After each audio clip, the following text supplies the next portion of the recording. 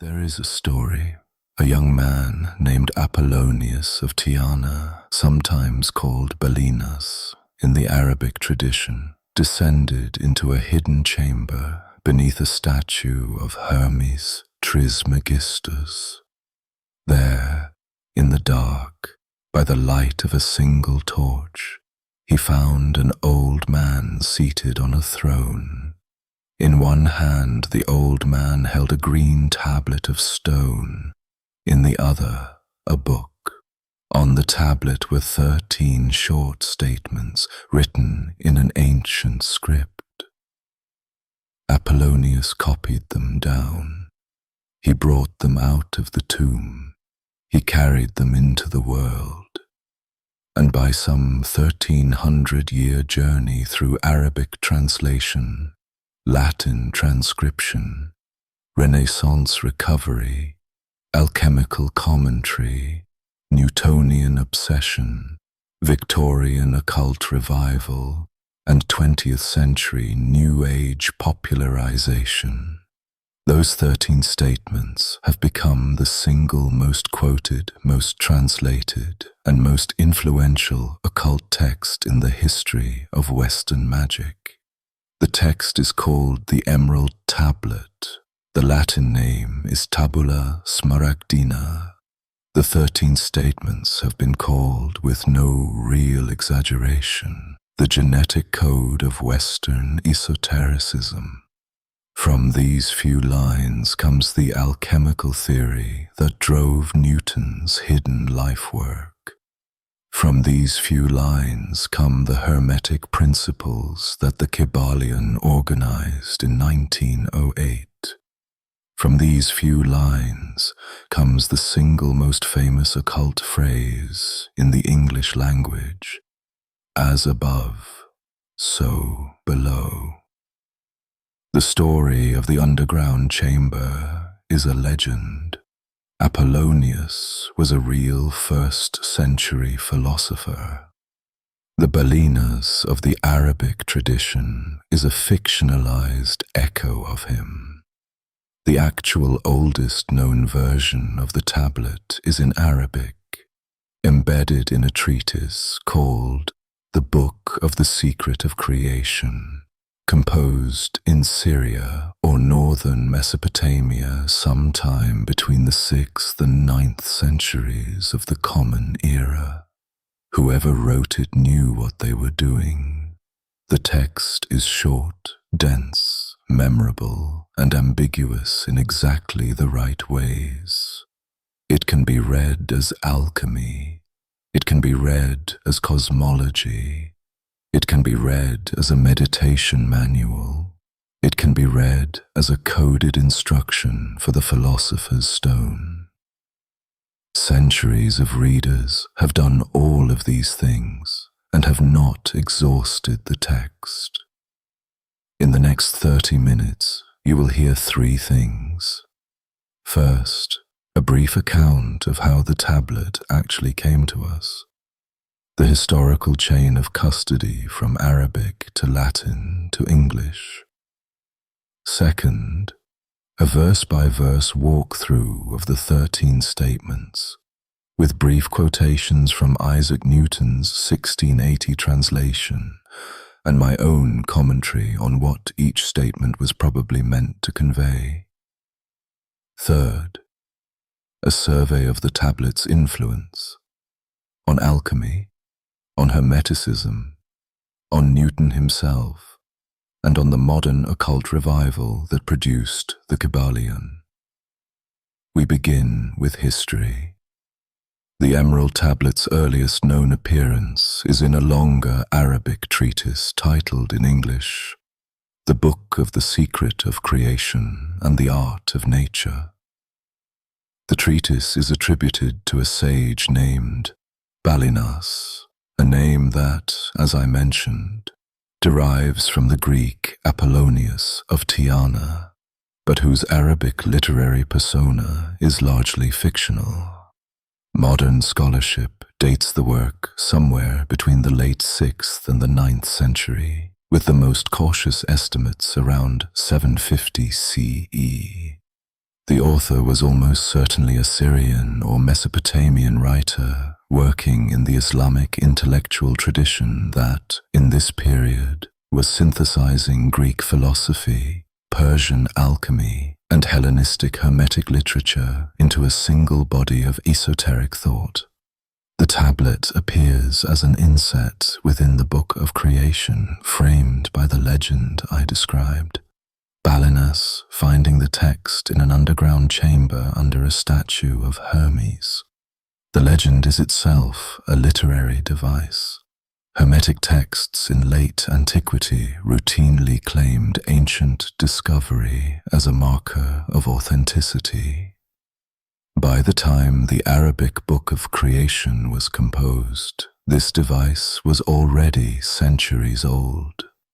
Whoever wrote the Emerald Tablet knew that an old text needed an older origin to be taken seriously. In the 12th century, the Book of Creation was translated into Latin, and with it the Emerald Tablet, which entered European intellectual life under the name Tabula Smaragdina. From here it begins to circulate independently, copied into alchemical manuscripts, quoted in commentaries, paraphrased in marginalia throughout the medieval Latin alchemical tradition.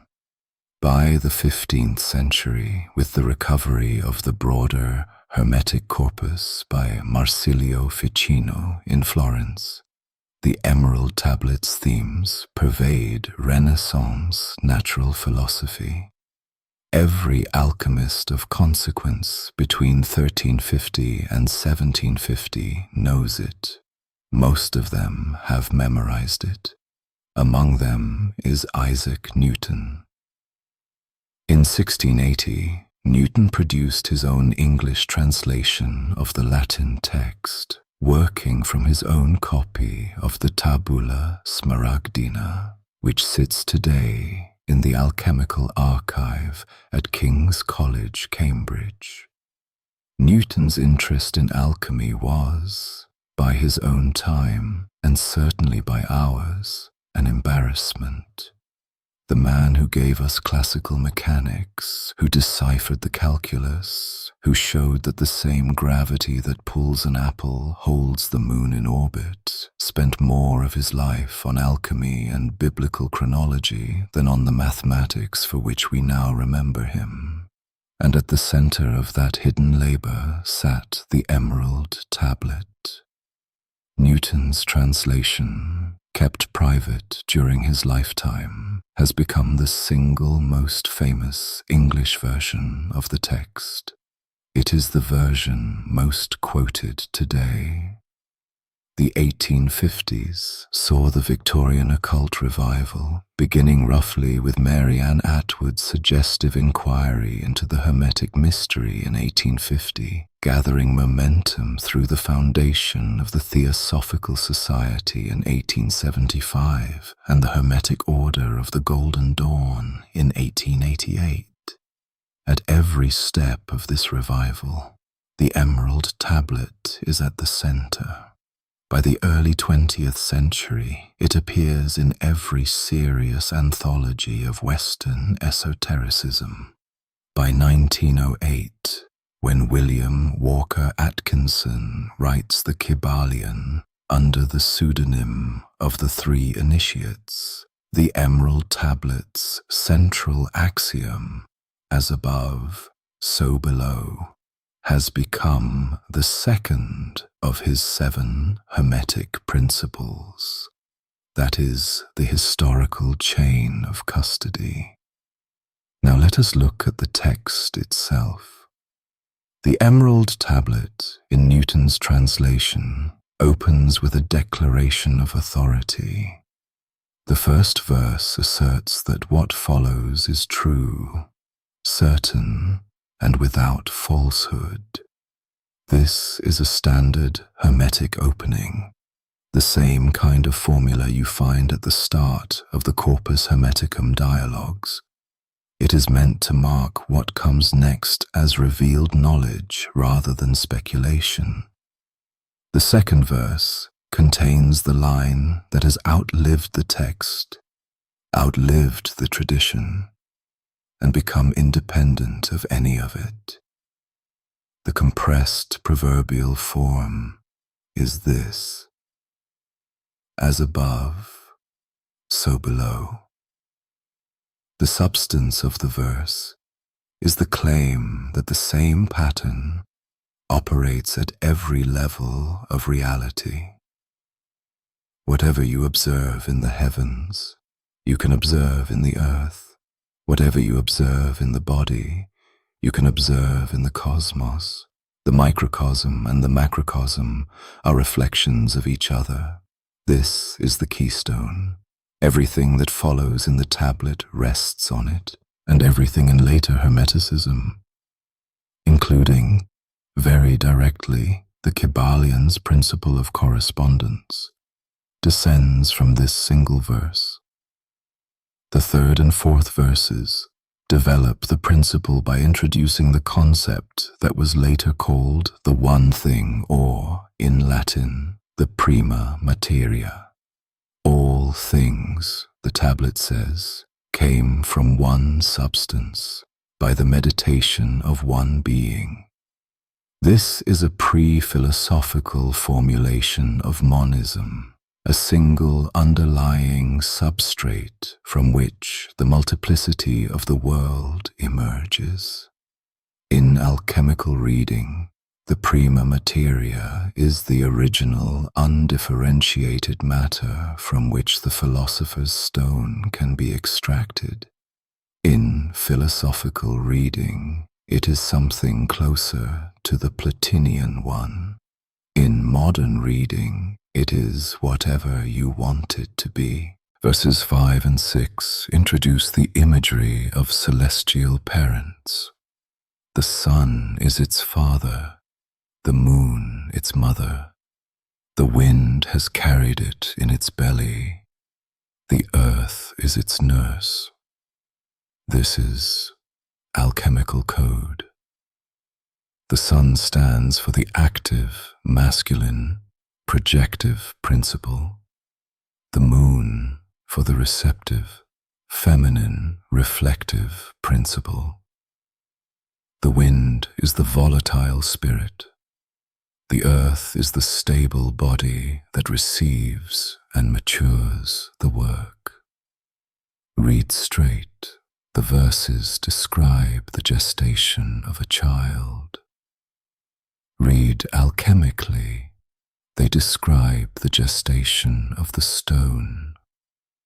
The convergence of male and female principles, mediated by spirit, brought to maturity in matter. Verses 7 through 9 give the operational instruction. The thing must be separated, gently and with great judgment, from the gross to the subtle. It must be taken from earth to heaven, and again descend to earth, gathering the power of the upper and the lower. By this means, the tablet says, you obtain the glory of the whole world, and all darkness will flee. This is the alchemical solve et coagula in compressed form. Dissolve the matter, raise it to subtle form, condense it again. Repeat. Each cycle refines and concentrates. The procedure is not literally chemical alone. It is also psychological, also spiritual. Renaissance alchemists like Heinrich Kuhnrath read these verses simultaneously as instructions for the laboratory and instructions for the soul. The 10th and 11th verses claim that this operation gives the practitioner a force above all forces, capable of penetrating every solid thing. Read materially. This is a description of the philosopher's stone. the agent that transmutes base metals into gold. Read spiritually, it is the description of an awakened consciousness, a force that pierces the veil of appearances and sees the unity beneath. The Hermeticists were never very interested in choosing between these readings. The 12th verse gestures, almost casually, at the tablet's claim about the world's creation. The world, the verse says, was created in this manner, by this same operation. The microcosmic process that the alchemist performs in the laboratory is, by this claim, the same process the Creator performed in making the cosmos. The alchemist becomes, in miniature, a reenactor of cosmogenesis. This is one of the boldest claims in Hermetic literature. The 13th and final verse is the sign-off. Hermes, the supposed author, declares that what he has written concerning the operation of the sun is now complete. The text closes with the same air of authority with which it opened. This is the truth. This is finished. Here it ends. 13 verses. About 250 words in English. And in those 250 words sit the seeds of nearly every Western magical and alchemical text written since. Now let us pause and read the tablet alchemically, the way Renaissance and early modern alchemists read it, the way Newton would have read it. For the alchemist of the 15th or 16th century, the emerald tablet is not a meditation. It is a procedure. The 13 verses are an encoded laboratory recipe, and the goal of the laboratory is to produce the philosopher's stone, a substance that, in alchemical theory, can transmute base metals into gold and grant the alchemist's body the perfection of incorruptibility. The procedure, as alchemists read it from the tablet, runs roughly like this. Take the prima materia, the one thing which is found in nature in unrefined form. The alchemists disagreed about exactly what the prima materia was. Common candidates included antimony, mercury, lead ore, and various plant materials, but most of them held that the true prima materia could only be recognized by an initiate. Subject this material to the convergence of solar and lunar principles. In practice, this often meant heating, distilling, and condensing the material under specific astrological conditions. Carry it to the realm of the volatile by gentle heating. The wind in its belly, the spirit ascending. Then condense the volatile spirit back into the body, the descent to earth. Repeat. With each cycle, the matter refines.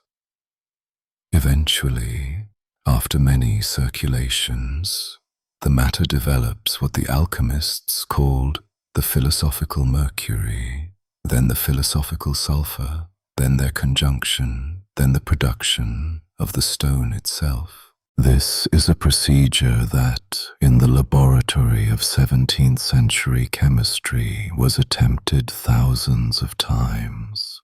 It failed every time. No alchemist ever produced the philosopher's stone. But the alchemists were not by their own lights performing chemistry as we now understand it. They were performing what they considered to be a ritual procedure that paralleled the operation of nature herself, and simultaneously, they believed, performed a transformation in the alchemist. The famous saying, attributed variously through the tradition, as the alchemist purifies the matter purifies the alchemist. This is the duality that runs through the entire alchemical tradition and that the Emerald Tablet enables. The same 13 verses are the recipe for the stone and the recipe for the soul. The same operation that, in the retort, would supposedly transmute lead into gold is, in the practitioner, the operation that transmutes the unrefined human being into the wise one. Carl Jung, working in the 1930s through 50s, made a career out of reading the alchemical corpus and the Emerald Tablet at its center as a coded psychology, a description of the individuation process. Many modern Hermeticists read it the same way today. Whichever reading you favor, the structural insight is the same. The tablet is a meditation on the unity of process across levels of being. Whatever you do in the laboratory, you do in your psyche. Whatever the alchemist refines in the matter refines in the alchemist. As above, so below, applied to the operation itself. The influence of the Emerald Tablet on Western esotericism is difficult to overstate, partly because so much of it operates beneath the surface, in implicit assumptions, in inherited vocabulary, in the structure of arguments, rather than in direct citation. Let us trace 4 major channels. The first channel is medieval and Renaissance alchemy. From the 12th century onward, the Tabula Smaragdina is one of the texts every alchemist is expected to know. Roger Bacon cites it in the 13th century. Albertus Magnus references its themes.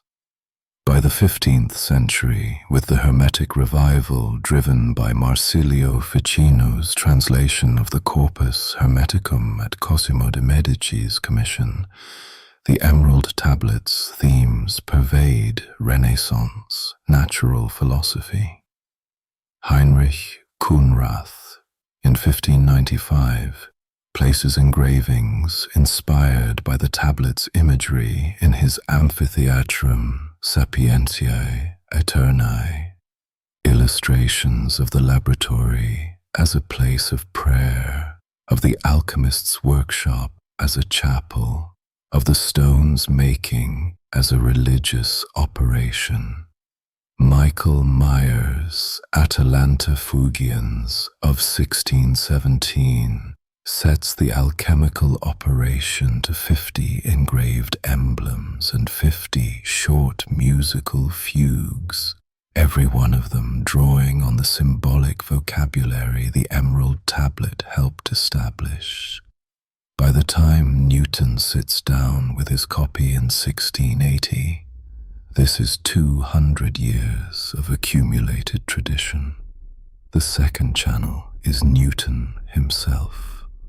Newton's alchemical writings, kept hidden during his lifetime, sold off after his death in 1727, scattered across collectors and archives, and only systematically studied beginning in the 20th century, reveal a man whose hermetic and alchemical work was as voluminous as his physics.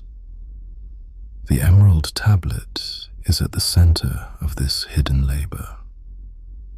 Newton's English translation of the tablet is the most famous in the language because Newton of all people wrote it.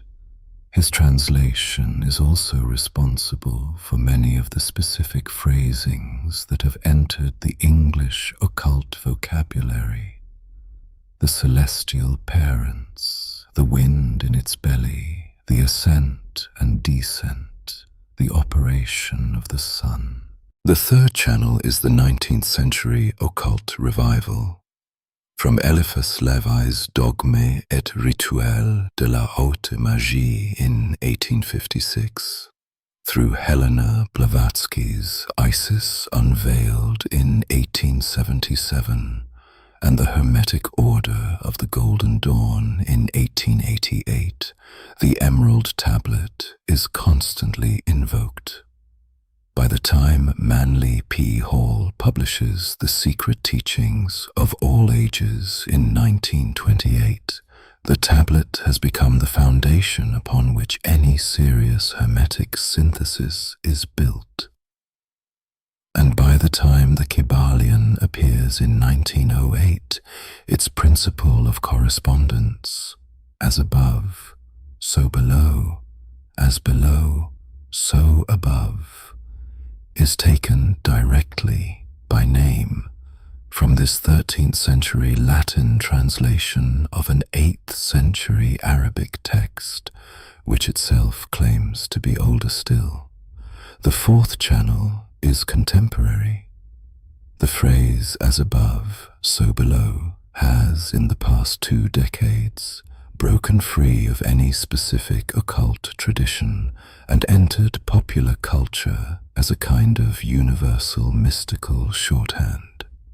It tattoos itself onto skin, prints itself onto t-shirts, titles horror films, organizes self-help books, decorates the homes of people who have never heard of Hermes Trismegistus. The text outlives every framework that explained it. Whatever you think of that, and reasonable people disagree, it is a remarkable cultural fact. The text was never owned by anyone. It is now, in the 21st century, owned by everyone. That, in its way, is the most hermetic thing about it. A few final reflections. It is worth pausing on the structural elegance of this text. 13 statements, about 250 words, the shortest piece of writing in the Western occult tradition that anyone takes seriously. Compare this to the Corpus Hermeticum, which runs to thousands of pages. Compare it to the Picatrix, the Sefer Yetzirah, the Tao Te Ching. The Emerald Tablet is shorter than all of them, and it has outlasted, or at least outranks, most of them in influence. There is a reason for this. Short texts are durable. Long texts must be transmitted with their full apparatus, their interpretations, their commentaries, their context. Short texts can be memorized, they can be inscribed on a single page, they can be carried in the head of a single traveler from one civilization to the next. They can be reinterpreted by every generation that finds them because they are short enough to be reread and ambiguous enough to admit new readings without breaking. The Emerald Tablet has survived because it can be carried, can be memorized, can be reread, and can be reinterpreted endlessly without exhausting itself. There is a Hermetic teaching about this, older than the tablet itself, but completely consonant with its spirit. The Lips of Wisdom, the 3 initiates wrote in 1908, are closed except to the ears of understanding. A text that says everything in a few lines and nothing in many will repel the casual reader and reward the patient one. The Emerald Tablet does this. 250 words. Read once. An obscure occult fragment. Read with attention. A compressed metaphysics. Read with meditation, alongside the alchemical literature it spawned, in the context of 1,500 years of commentary an inexhaustible catalyst. If you have made it this far in this video, you are not the casual reader. You are the patient one. So I will close with the suggestion the medieval alchemists themselves would have given. Take the tablet's verses and read them on your own. Read them aloud. Read them at night in a quiet room, slowly, with no other voice but your own. Read them again the next night. Find a translation that suits you. Newton's is canonical, but Mary Ann Atwood's, Madame Blavatsky's, and Wynne Westcott's all have their advocates. Sit with the text. Let it work on you the way it worked on Newton, the way it worked on Kunrath, the way it worked on the unknown Syrian author who first composed it 1200 years ago. The text was made for that kind of reading. It rewards it. That is the Emerald Tablet. 250 words. The genetic code of Western magic, as above, so below.